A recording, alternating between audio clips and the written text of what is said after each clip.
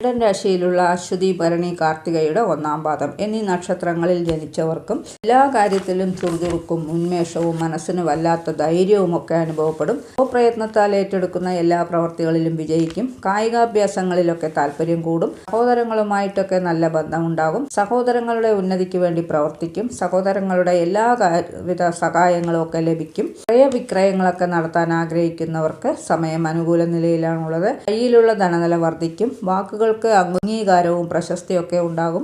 കുടുംബത്തിൽ സന്തോഷവും സുഖവും സ്നേഹവും ഒക്കെ ഉണ്ടാകും. കുടുംബത്തിൽ മംഗളകർമ്മങ്ങൾ നടക്കാനുള്ള യോഗം കൂടി കാണുന്നുണ്ട്.